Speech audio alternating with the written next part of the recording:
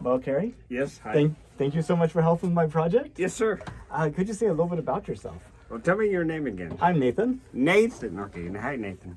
Well, my name's Kerry. I'm an engineer. I just had my birthday last week. I turned 64. Oh, wow. I would Which never have is thought 2 you to were the 64. 6th power. Oh, that's fantastic. Yeah. And I'm from California. Went to college at Berkeley. Oh, really? Yeah. You know why I chose Berkeley? Couldn't afford it anywhere else. Oh, really? Yeah, I lived at home. I thought they were expensive. Not 40 years ago. I mean, Okay. some, but I in state and I lived at home with my parents. Oh, so that I helped a couldn't lot. afford to go off to college. But anyway, it worked out for me. I was a transfer student as well. But anyway, I worked for Boeing at first up in Seattle, and then I came to Texas, and I came down here to Houston to work for Lockheed at NASA, right here. And I've been at NASA for coming on 30 years now. I mean, I've been in the area, NASA area. So, yeah. So you worked with the airline manufacturing in Seattle. I worked for Boeing in Seattle. I worked for Everett 747. You know, Boeing used to be a really, really strong engineering company. It did. And I heard all this Boeing stuff. it's kind of been I mean, back whenever you worked there, that was what, 1980s, 1990s? I worked there from 84 to 95. Okay. I mean, I understand, you know, really strong engineering culture at that time.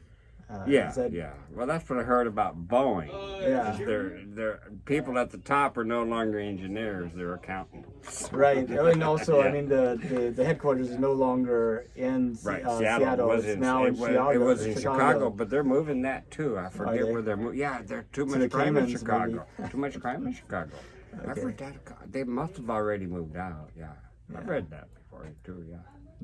It's interesting.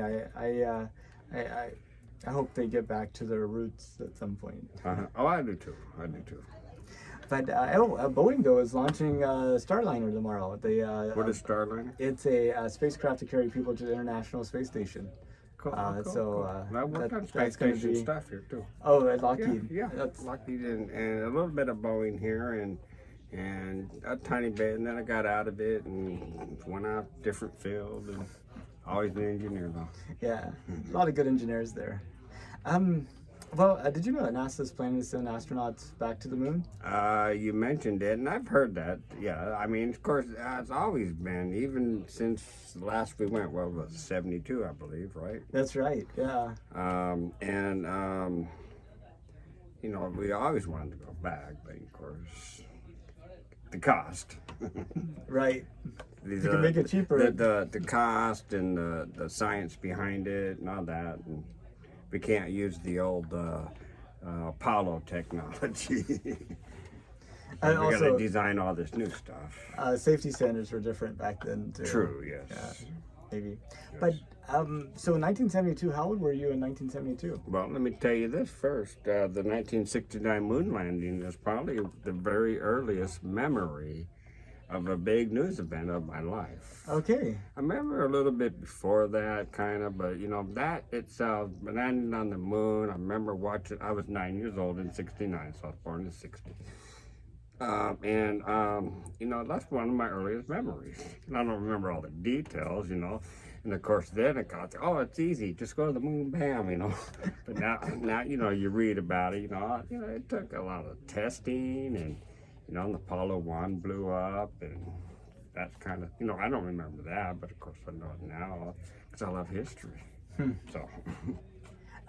But how? So that was your first memory. So you must have been like 5. I was 9. I mean, not my first, but it's one of the, like I said, it's one of the very earliest big news events of the world. I remember a little bit about the Vietnam War and the Nixon election of '68 and such, kind of. So, but nothing big as Apollo, though. Did that have any effect on your career? I mean, do you think that may have influenced you to get into engineering? That itself, no. Okay. It's just I got into high school and I just love that math stuff, and so I'm going for it. And excellent, like building And I stuff. still, and that's what I watch now. All I watch on YouTube is physics and math and politics. Okay. And stuff like that, and news stuff. You know, I don't watch any fiction anymore. I haven't watched fiction in 10 years. Okay. Nothing. Not gone to a movie, not watched a sitcom, nothing. Not even movie and a model night here? No, actually, I haven't come to the movie nights here. Okay. Yeah. I just don't think about it come to these Tuesday night things. I've been coming here for like 13 years now.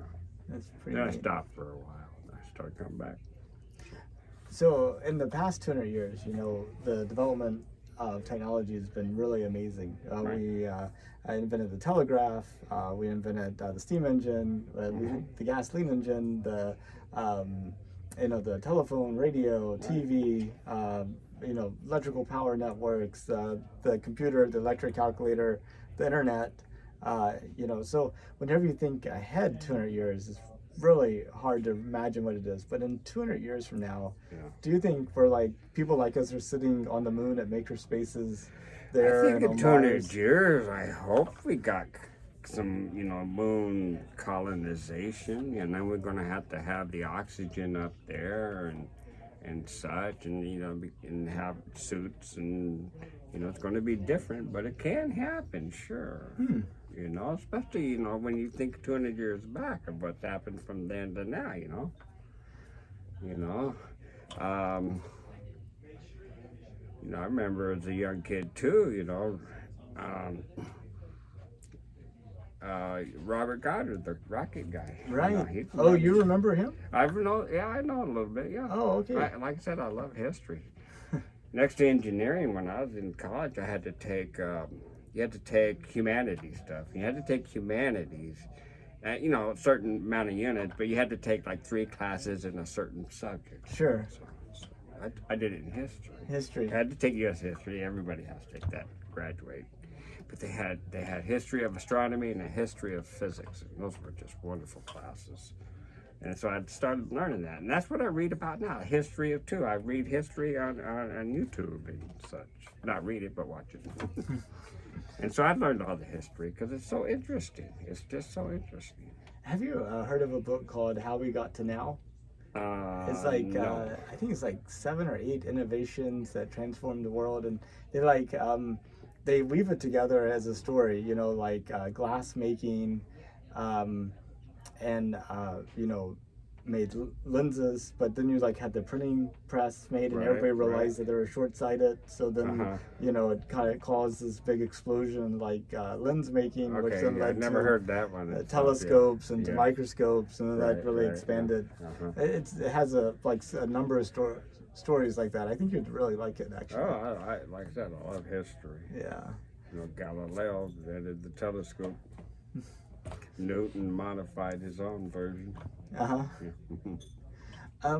If you could, would you take a trip to space? Yes. How far would you go? Whatever I'd go for an orbit for sure. To orbit? How Oh, about to the yeah. moon and back? If I don't know if I'd physically qualify, but if I could, I would. Yes, I would. How about would you colonize? Would you be a colonist or settler on Mars? Well, I don't think I would do that at my age. Was it 2 years to get to Mars? 6 months. 6 months? But then you're like stuck there until the planet's realigned, which happens Right, every yeah. 22 months. And then Oh, okay, you got got you. 6 months to come yeah. back, and And you got to take your oxygen out there. what? Well, they got to liquefy all that and have Sure. all kinds of it. Yeah, and that's going to take a ton of. Oh, it'd take years of training. I'd be too old. But that's awesome. Yeah. Well, Kerry, that's pretty much all the questions I had for Okay. you. Yeah. Did you have any questions for me or Oh, anything else you thought we should talk no. about? I mean, you got like a website I can I follow or anything? Do countdowntothemoon.org. Okay. I have about yeah. 1,600 interviews Yeah, you there got a so Facebook far. page? Not really. I mean, I have my personal one, Right, but yeah. I see it. My target audience hasn't even been born yet, so I'm not Oh, quite really? marketing. Is that? to it. Oh, okay. It's gotcha. a Is that right? it's a Yeah. time Yeah. capsule. Now, for what's your background? me? Well, in high school, I was interested in two things: space and computers. Okay. And I graduated in 1994 from high school, which was the year that Amazon got started. Mozilla. I went lived up there public when Amazon in '94 in in Seattle. Seattle. Man. Yeah. And so the internet just was. Oh, yeah, I mean, anybody who knew anything about computers could get a Yeah. job doing that, and then you got another one, Right. another one. Yeah. And so I worked at Compaq HP, a software company called Anaplan.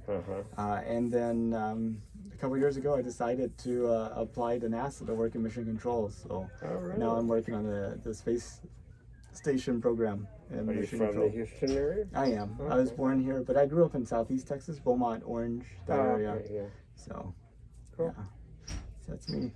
All right. Well, Kerry, thank you so Well, much. I thank really you. appreciate It's it. good talking to you. It's good meeting you as well. Absolutely. Yeah. And I'll remember you next time I see you here.